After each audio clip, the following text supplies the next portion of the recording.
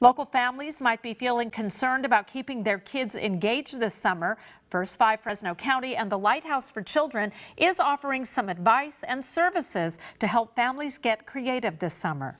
And let's welcome in Karen Rangel, the project manager for First Five Fresno County, and AmeriCorps member Allison Aldrich. Ladies, thanks so much for being here. First Five normally offers in-person playgroups at their community learning center.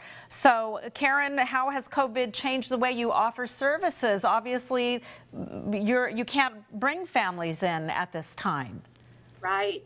Well, first, thank you so much for having us. And to give you a little bit of background about the Lighthouse, it's here in the heart of downtown Fresno, and the Community Learning Center is one of the pieces of the Lighthouse where we facilitate these playgroups. And when COVID hit, just like everybody else, we had to really think through how do we adapt and change our programming and take it into the virtual space. And our AmeriCorps members like Allison here today did a really amazing job in thinking through what are the families' needs first before we went online, because COVID affected us in so many different ways, and then also figuring out how do we take the classroom experience to their home. And so we've been virtual for a couple weeks now, where we are actually delivering classroom materials to our families in our playgroups with weekly lesson plans, and it's really easy for them to follow along, and materials that are accessible and also affordable. So that way, when we break for the summer, if families want to recreate this, they have the opportunity to do so at home. Well, that sounds great. Allison, how do you engage parents and grandparents and other relatives and get them involved in these activities? Many of these parents are also trying to hang on to jobs and possibly working from home. So now this is an extra challenge, but how do you get the families to participate, and what are you offering to them? Yeah, so one way that we encourage relatives to stay connected is to set up a weekly video time call. During this time, a relative can simply just read a book to a child, or one game that we like to play is called What's in the Box. We just took a cardboard box and we fill it with little trinkets and toys, and we give the kids clues, and they have to try to guess what's in the box. As we know that children learn best through consistency, and by keeping it weekly, it'll help them establish a routine. Some ideas for parents at home to do with the children. During our playgroup today, we made little popsicle stick picture frames. We just glued popsicle sticks together, we painted it, we glued on dried pasta.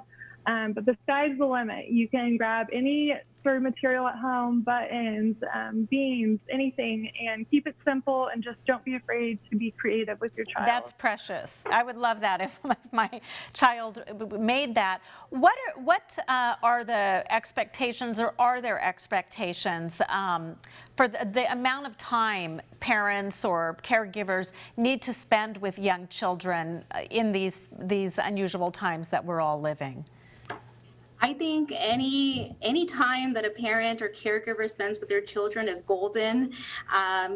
Some days you might have more time to engage in a really big activity, and other times you may just have a little bit of time. But there's no limit to how much time a parent can spend with their child, as long as they're using their imagination and are excited about that time together. Do you recommend more? I mean, obviously the one-on-one with a parent and a child, as is golden, as you say, but the remote learning or these remote activities, is it more difficult to get young children engaged in that type of participation? Allison, what are your thoughts? Surprisingly, no, it hasn't been. I have the youngest kids. My class is 1-year-olds, and they are able to sit and watch and sing along and dance along just fine compared to the older kids. It's honestly just engaging with the child, and they're able to see their friends from class, and it's surprising how focused a little one can be, even virtually. Oh, well, that's interesting. What is your advice for families who might be feeling overwhelmed? We're right in the middle of summer now, and there may be again some distance learning for families in the fall. So, just some quick advice that each of you might be able to give for for families who feel kind of all of this piling up on them? Karen, Yeah, why don't you start? Yes, take it one day at a time. Have patience with yourself. There isn't a guidebook to parenting, and especially not a guidebook to parenting during a pandemic. We can write one after this, maybe, huh? Maybe. And just remembering that we're all in this together, and just take it one day at a time, because children will feed off of your energy. So, remaining hopeful, remaining active in whatever way that looks. For each Allison, family. thank you. Karen, Allison, your advice. Yeah, I would say don't be afraid to use your imagination.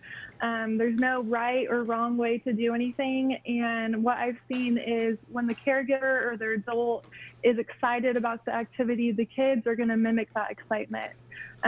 So don't be afraid to use the simplest of objects. It doesn't have to be hard. You don't have to overthink it.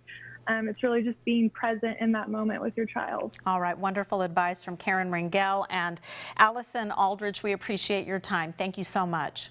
Thank you so much for having us.